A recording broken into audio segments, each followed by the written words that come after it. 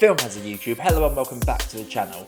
My name is Josh, your Movie Apprentice, and today I'm continuing my Studio Ghibli watch through with Only Yesterday. A middle-aged city woman takes a vacation to the countryside and begins to reminisce about her childhood and what could have been. Before I get into this review, if you like what I do on this channel, consider clicking the like button, subscribing for more reviews coming all the time. We are so close to 200, so please help me get there. But without further ado, let's get into this review. So, I have been gushing a lot about Studio Ghibli's art style with these reviews, and this review will be no different, but only slightly actually, because there is a very nice creative decision that they make with this. The majority of the film, it is this older woman that is memorizing stuff from her past, and there is a contrast in the color palettes. When we're in the present, the imagery is a lot clearer, more saturated, and a lot more detailed. Whereas when we cut to the flashbacks, the art style is very desaturated. The details on different characters' faces are less so, and the outline of a lot of these pictures is either blurred out or faded out. It feels very much like I'm looking at a old Winnie the Pooh book when I'm seeing these scenes. And I love the contrast between the two because it makes complete sense. Trying to memorize things from your childhood, things will be hazy. There will be details and buildings that you won't quite recall. There'll just be hazy blurs in the background. The thing you have the most detail on is the people that matter the most within those moments. So I really love that they were able to translate that onto this screen. This is one of only two Ghibli films that hold 100% on Rotten Tomatoes, yet this one I never hear much of. And I think I know why. Apparently this one was made to break the stigma of anime style films being made for young adults and actually making an anime film that is primarily for adults, and it worked brilliantly. This whole film is about memories and growing up and just assessing where you are in life and where you want to be. The inner monologues of our lead character are amazing. You really get to know her inside and out, and you see she is not perfect. There are times where she is a little bit selfish, a little bit annoying, but that predominantly takes place when she was a child. She doesn't hate her city life, she's just a bit more disenchanted with it, and she really enjoys coming to the countryside as it makes a nice change from her life in the city, because it's established early on that her family have always grown up in the city and never had that many relatives to deal with in the countryside. So I love the transition of her going from the city woman to really embracing and indulging in the country life. A lot of the locations in this are actually based on real places in Japan. A little bit of research and makes me want to go see these places.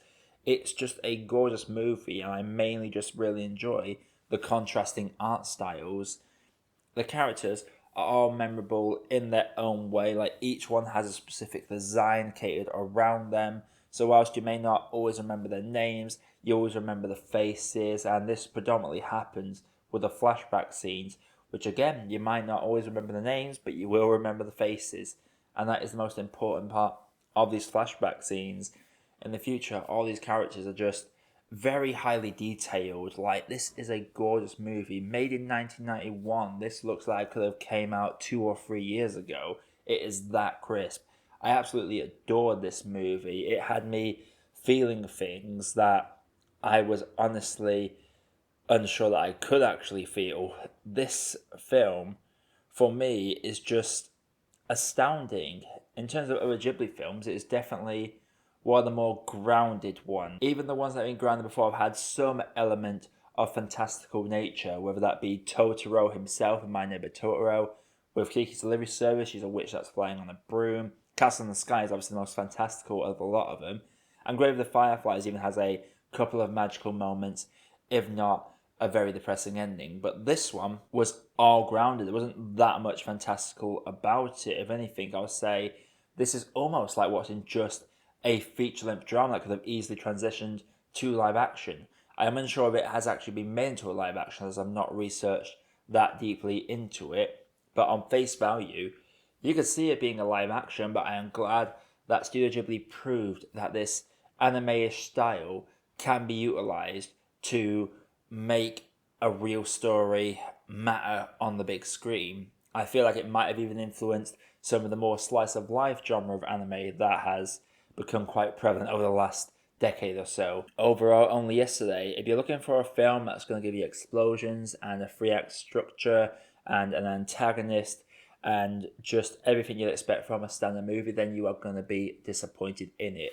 This film is very much just a story about a woman reminiscing, and it never tries to be any more or any less than that. And what it does with the concept that could be quite boring is astounding. Again, I just have to really pinpoint the art style contrasting with each other, because this is one of the things that not a lot of people would have thought of watching this, but me sitting down watching it and observing every pixel, every frame, I noticed that it makes it very obvious when we're in a flashback and when we're in present day, just for the amount of detail and differences they have in these two contrasting settings. Overall, everyone, I'm going to have to say that Only Yesterday for me is a great cup of tea.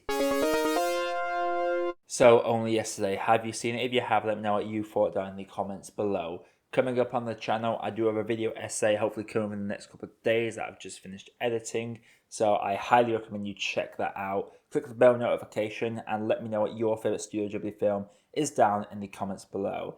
But my name is Josh, I have been your Movie Apprentice, and I'll see you in the next video. Hey, thank you for watching and thank you for making it to the end of the video. While you are here, if you haven't done it yet, please feel free to drop a like and consider hitting that subscribe button for more reviews coming all the time. And also, while you are here, there are some other videos over there that you might want to sink your teeth into. Have a good day, guys, and do enjoy.